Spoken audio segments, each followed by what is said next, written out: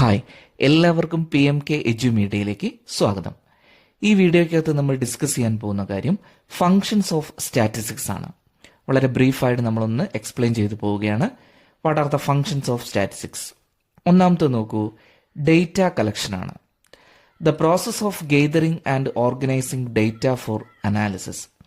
സ്റ്റാറ്റിസ്റ്റിക്സിന്റെ ആദ്യത്തെ ഫംഗ്ഷനിൽ വരുന്നതാണ് ഡേറ്റയെ കളക്ട് ചെയ്യുക എന്നുള്ളത്.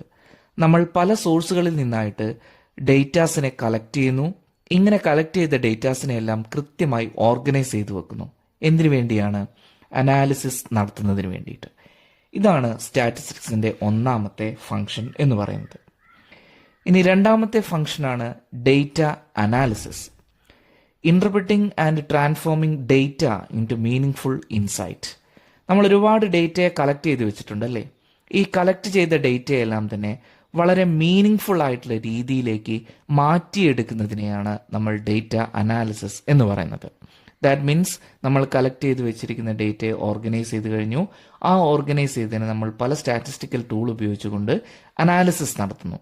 ഇങ്ങനെ അനാലിസിസ് നടത്തി കഴിഞ്ഞിട്ടുണ്ടെങ്കിൽ നമുക്ക് ഇങ്ങനെ കളക്ട് ചെയ്ത് വെച്ചിരിക്കുന്ന ഡേറ്റയെല്ലാം തന്നെ വളരെ മീനിങ് ഫുൾ ആയിട്ടുള്ള രീതിയിലേക്ക് മാറ്റിയെടുക്കാൻ സാധിക്കും. ഇതാണ് ഡേറ്റ അനാലിസിസ് എന്നതുകൊണ്ട് ഉദ്ദേശിക്കുന്നത്. The third one is decision making. Using statistical insight to make informed choices.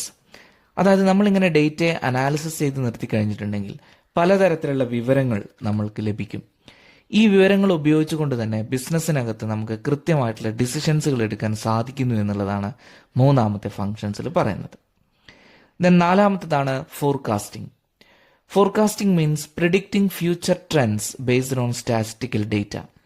നമ്മളിങ്ങനെ കളക്ട് ചെയ്ത് വെച്ചിരിക്കുന്ന വിവരത്തിന്റെ അടിസ്ഥാനത്തിൽ ഭാവിയെ പ്രിഡിക്റ്റ് ചെയ്യുക എന്നുള്ളതാണ് നാലാമത്തെ ഫംഗ്ഷനിൽ വരുന്നത്. ഭാവിയെ പ്രിഡിക്റ്റ് ചെയ്യുക എന്ന് പറഞ്ഞിട്ടുണ്ടെങ്കിൽ നമ്മൾ കഴിഞ്ഞ കാലത്തുള്ള ട്രെൻഡ്സുകൾ, അതുപോലെ തന്നെ കഴിഞ്ഞ കാലത്തിലുള്ള കണക്കുകൾ, ഇതിൻ്റെയൊക്കെ അടിസ്ഥാനത്തിൽ ഭാവിയിൽ ഇങ്ങനെ ആയിരിക്കാം, സംഭവിക്കും എന്ന് നമ്മൾ മനസ്സിലാക്കുക എന്നുള്ളതാണ് അടുത്ത ഫംഗ്ഷൻസിൽ വരുന്നത്. And the last one is quality control. Quality control എന്നോട് ഉദ്ദേശിക്കുന്നത് ensuring standards and accuracy through statistical